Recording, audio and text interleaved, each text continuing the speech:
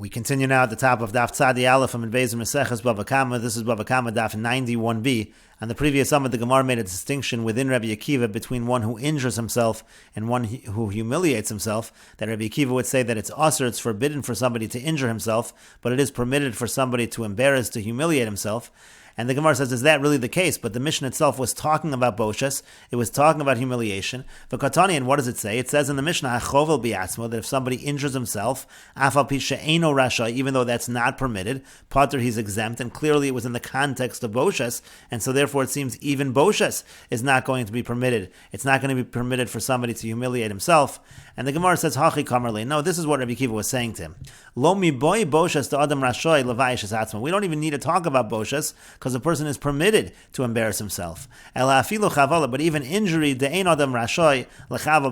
a person is not permitted to injure himself. But still, if others damage him, they are chayiv, and so therefore again this distinction is still correct. Rabbi Akiva would distinguish between a case of boshes and a case of chavola when talking about oneself. But the Gemara continues, Ve'ein adam rashoy lechaval bi'asmo, is a person not allowed to injure himself. But we learned in a brisa, Yochol nishba lahara bi'atzmo v'lo hara yehi pater. I might think that if somebody takes an oath to do evil to himself, and he doesn't do that evil to himself, I might think that he's exempt.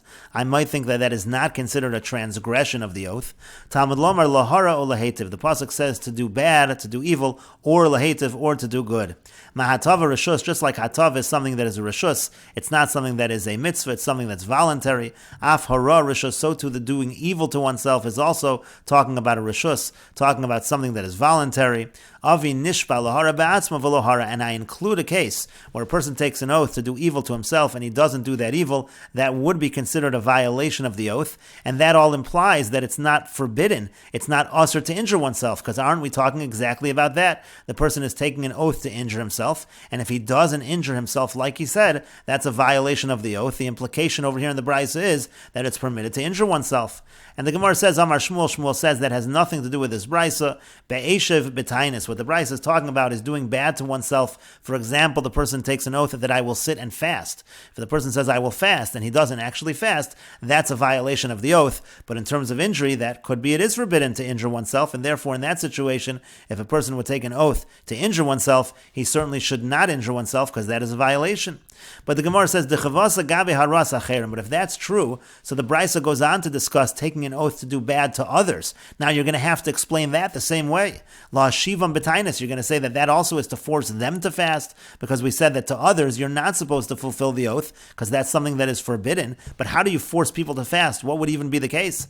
Is it possible to force others to sit and fast? And the Gemara says, yes, the mahadik lu banjruna, what he can do is lock them in a room, and therefore there is a possible case like that. And again, this entire brisa is talking about fasting, it's not talking about injuries. But the Gemara says you still can't say that. But we learned in the brisa actually explains exactly what it's talking about. What is an example of doing evil to others? I'm going to strike this person and I'm going to injure his brain. And so therefore you see clearly the brisa saying we're talking here about injuries, and again the brisa is therefore implying that injuring oneself is permitted.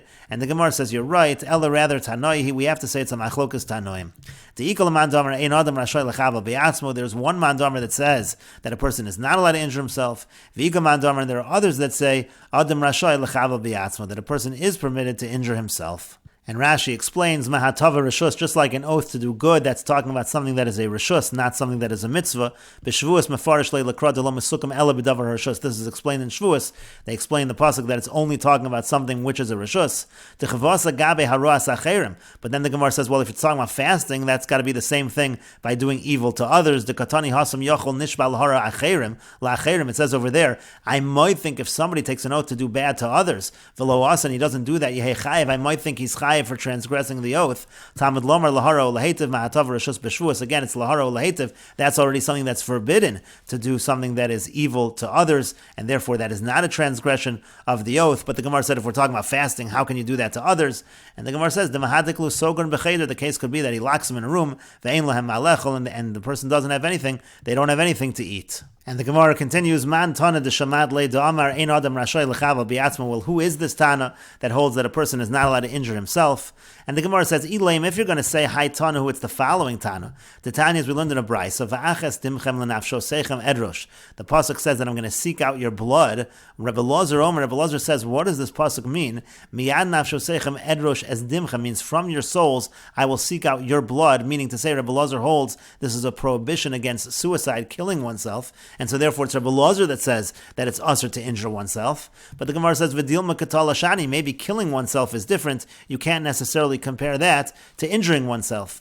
And so the Gemara says, Elahai Tanu, rather it's the following Tana. The Tanya, as we learned in a Brisa, Mekaran al Hameis, a person is allowed to tear his clothing over a dead body in his grief. Velomi Darche Hamori, that's not considered to be the ways of the Amori, which would be prohibited. No, that's something that is permitted. Amar Rebbe Lozer says, Shamati, I heard, Shahamakarei al Hameis, Yoser Midai, that if a person tears more than necessary over a dead person, Loka Misham Baltashches, he's going to get Malchus because of Baltashches, because of destroying. V'kol Shekein Begufo, we can make a kal v'chomer. If that's true by clothing, certainly on his body to injure oneself would certainly be prohibited according to Rebbe Lozer. But the Gemara says not necessarily. V'dilma begadim shani. Maybe clothing are different. Maybe clothing are actually worse than the body. Dipseida de lo hadru, because that's a loss that can never be fixed. The body can heal, but clothing can't heal. Ki had Rabbi Yochanan, like Rabbi Yochanan, kari lamani mechabdusi. He called his clothing that which honors him. And similarly, Rav Chisda kad have a maski beinei hizmi v'higi. When Rav Chisda would walk among the thorns and the shrubs, madli lehu lamani, he would lift up his clothing so that instead of tearing his clothing, he'd have some injury to his skin. Because he said, Zem mala rucha, this is able to heal. I'd rather it scratch my skin, which can heal itself. V'zeh eino mala rucha, when it comes to the clothing, those are things that cannot heal. Clothing can't heal if they are torn. And so therefore, again, it could be that it's actually more of a serious violation when it comes to clothing. That's no proof to injuring oneself. And so the Gemara says, Elahai Tana, who rather it's the following Tana. The Tanya, as we learned in a Brayso, some Rebbe Lozer HaKafor Berebi, Rebbe Lozer HaKafor Berebi said, Ma Talmud Lomer v'chiper olav me'asher chata lenefesh. What does the pasuk mean when it says by a Nazir that he has to have an atonement for his sin? V'chi be'ezen nefesh chata zeh, what sin did this Nazir do? Ela shetzir asma min hayayin, the sin is that he afflicted himself by not having wine. V'alo dvarim kal v'chomer, so from that we can make a kal v'chomer. U'mazeh shelo tzir asmo elam min hayayin nikra chote, if this individual who only afflicted himself from wine, he is called a sinner. Hamitzar asma called over, if somebody afflicts himself from everything, alachas Kamma v'Kamma, certainly that is a sin, and therefore it would be usher to injure oneself. And we will note over here that they translate Rebbe Lozer HaKafor Berebi as Rebbe Lozer HaKafor the distinguished. And the Gemara continues at the two dots. The Mishnah said, HaKotzitz Nitiyosef, if somebody cuts down his own saplings, so even though that's not permitted, but he's potter, but if somebody else does it, then that person is going to be chayiv. And the Gemara says, Tani Rava bar Barachana kame de Rav. Rava bar Barachana taught in front of Rav. He brought the following brisa: Shori haragta netiyosa kitzasta. Somebody says to another person, my ox you killed, or my saplings you cut down, I'm demanding payment from you. And then the response is, Atah martli lahargo, you told me to kill it. Atah martli lakotito, you told me to cut it down. And so the brisa says potter, the brisa says the person is potter. That is a good counterclaim, and he can exempt himself. So Amar Le, so he said to him, meaning Rav said back to Rav Barachana, Imkain, if this brisa is true that you can make such a counterclaim, Lo Shavak Dechai Liber Yasa, you haven't left any life for anybody. Anybody will be able to make such a claim. Kol Kamine, is he really able to exempt himself with a claim like that? Everybody will be able to make themselves exempt from paying for damage that they did. So Amar Le, so Rav Barachana said back to Rav, Isamye, should I remove this brisa from the list of brisas which I teach? Meaning, is this a bad brisa? Amar Le, so Rav said back to him, Lo, no. Tatargim as nisach, you could actually interpret your brisa in the following manner. It's talking about a limited case. Beshor ha'omed lahariga, we could be talking about an ox that is meant to be killed, meaning to say this is an ox that is supposed to be stoned because it killed somebody. Uve'ilan ha'omed l'ktzitza, could be a tree that was meant to be cut down. It was involved in terms of avodah zarah. And so therefore, in such a situation, the counterclaim could be effective in those specific cases. The Gemara says, Yachi, if so, my katoinli, but if that's the case, what is the claim in the first place? Why is the person asking for payment on an ox that's going to be killed anyway? Why is he asking for payment on a tree that's going to be cut down anyway? And the Gemara says, no, because he says to him, I wanted to do this mitzvah. I want payment for the fact that you took the mitzvah away from me. The Tanya, as we learned in a brisa of V'shafach v'kisa, it says that he pours the blood when he slaughters a chayav oaf. So there's a mitzvah of kisoi hadam, of covering the blood. So it says he pours and he covers the blood. Misha shafach yechasa, the one who poured the blood, the one who did the slaughtering, he gets to do the mitzvah of covering it. There was an incident where one person slaughtered and his friend came quickly first and covered the blood. Rabbi Gamliel said that he's chayiv to pay him 10 golden coins because he took away that person's ability to do the mitzvah. And Rashi says, Omid lahariga, again, we could be talking about an animal that's meant to already be killed. Shor shehemis, that would be an ox that already killed somebody that's supposed to be stoned. Omid liksisa could be a tree that's meant to be cut down, meaning like an asherah tree, or kol eitz anotel Rosh Hashanah. It also could be a tree that's leaning into Rosh Hashanah. There's a concern that it might fall on someone and it's going to kill somebody. So in those situations, again, the tree is going to be cut down anyway. And the claim was, I wanted to do the mitzvah. When the other person claims, you told me to kill it, we say that he's probably telling the truth. Because since anyway that was what's going to happen to this animal or this tree, meaning to say he probably wasn't that makbid and he forgot exactly what happened.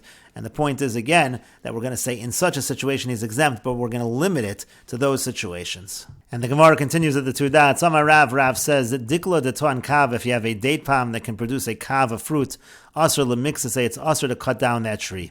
And the Gemara says, Meseches, we have a question from the following Mishnah. Kamma yehi bezayis v'lo yiktsu, how much does the olive tree have to have that you're not going to cut it down? Rova is just a quarter of a kav, not a full kav, seems to go against Rav. And the Gemara says, Shani zeisim dechashivi, it's different by olives, because olives are more chashiv, they're more valuable, and therefore even a quarter of a kav is enough to make it prohibited. And the Gemara continues, Rabbi Chanina says, Lo shachiv shivchas b'ri ala dekatz te'enta below zimna. The only reason my son Shivchas died was because he cut down a fig tree not in its proper time. Amar Ravina says, Vim haya mu'ula b'damim mutter, but if the lumber is more valuable than the fruits, then in that situation it actually is permitted to cut down the tree. Tanya Namihachu, we have a brisa that says this as well. Rak eitz asher teda, the pasuk says, only a tree which you know, and the Gemara understands that, the brisa understands that to mean ze'ilan maichel, that refers to a tree that does produce food. And then kilo eitz maichel, when the pasuk goes on to say that it is not a tree that produces fruit, ze'ilan srak, that refers to a barren tree. And so therefore the brisa says, well, if we're including that you're allowed to cut down all kinds of trees, why does the pasuk say specifically a tree that doesn't produce food? The idea is lahaktim srak lamaichel. It means that in terms of precedence, the first tree that should be cut down is a barren tree before a tree that produces food. And Rashi explains, if it's very valuable as lumber, meaning dam of yakarm levinyan yoser mishvach peirosov, if its value is more in terms of building than the fruits, then you are allowed to cut it down even though it produces fruits. Rak eitz asher teda, and the Gemara darshan the pasuk, Rak eitz asher teda, kro yeseruhu. This is actually an extra part of the pasuk. The havali lemichtav Rak asher lo humachal, it could have just written Rak asher lo humachal. Since it wrote Rak eitz asher teda, we're supposed to darshan that part of the pasuk, and we darshan as follows. This is referring to a tree that produces fruit. Even such a tree sometimes can be cut down. And it's saying as follows, let's say this tree that you know has fruits, but it is the only one that you know about that's close to the area of the siege. That's the only tree. Then you could take it. Even if it produces fruit, there is some permissibility in that situation. And we will continue with this discussion in the next video on Daf 91b Amud Aleph.